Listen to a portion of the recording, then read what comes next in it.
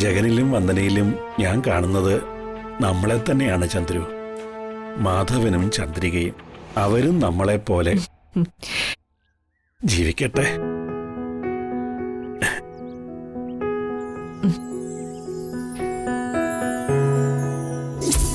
രാജീവ് മേനോന്റെ accident case ഒരു murder ആണോ എന്നുള്ള സംശയം ബലപ്പെട്ടപ്പോ തന്നെ വിനു പിടിയിലായി. കുറ്റവും സമ്മതിച്ചു. പക്ഷെ അയാളാണ് കുറ്റം ചെയ്തതെന്ന് എനിക്ക് തോന്നുന്നില്ല. അയാളെ പോലൊരാളെ വിലക്കെടുത്ത് പ്രതിയായി തന്നിട്ട് പിന്നിൽ നിന്ന് ആരോ നമ്മളെ പൊട്ടം കളിപ്പിക്കുന്ന പോലെ എനിക്ക് തോന്നുന്നത്. കേസിന്റെ പുനരന്വേഷണത്തിന് വന്നിരിക്കുന്നത് ACP വൈകാമാടമാണെന്ന് അറിഞ്ഞിട്ടുണ്ടായിരിക്കും. അതോടെ അവർക്ക് ഇരിക്കപ്രതി ഇല്ലാതായി കാണും. എന്തായാലും ഈ കേസിൽ പ്രതികളായി സംശയിക്കണമെങ്കിൽ ആരെ വേണേലും സംശയിക്കാം. ഈ അപകടവുമായി ബന്ധപ്പെട്ട് മാധവൻ നായരുടെ കുടുംബത്തെയും സംശയിക്കാൻ വകയുണ്ട്.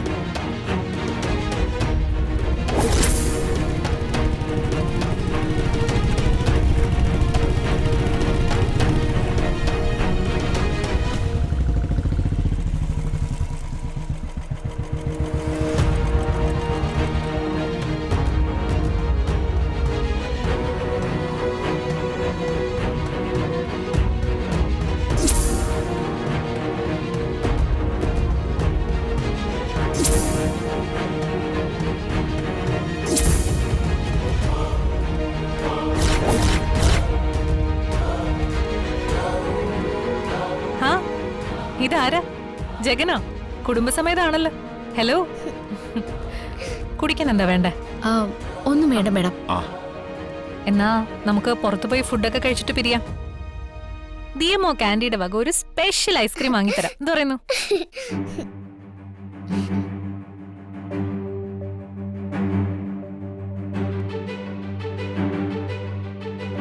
ജഗനെന്താ ഒരു വിഷമം?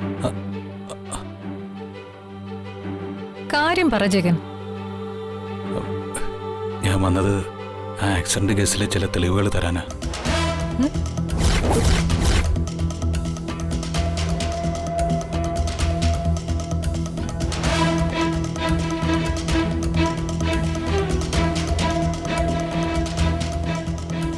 ആ ആക്സിഡന്റ് കേസിൽ വിനുവേട്ടൻ നിരപരാധിയാണ്.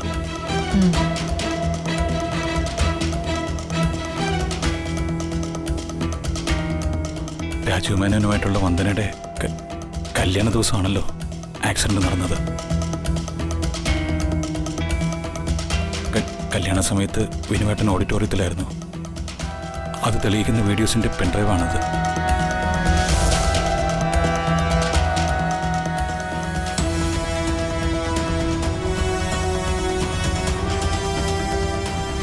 രാജീവ് മേനോന്റെ ആക്സിഡന്റ് സമയവും ഇതും നോക്കിയാൽ ഇടിച്ചിരുന്ന വണ്ടി ഓടിച്ചിരുന്നത് വിനുവേട്ടനല്ലാന്ന് മനസ്സിലാവും.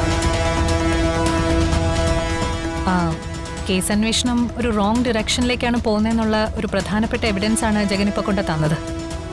Thank you.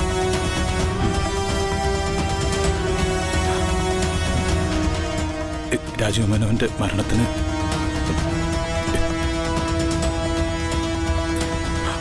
അതിന് കാരണക്കാരനായ കൊലയാളി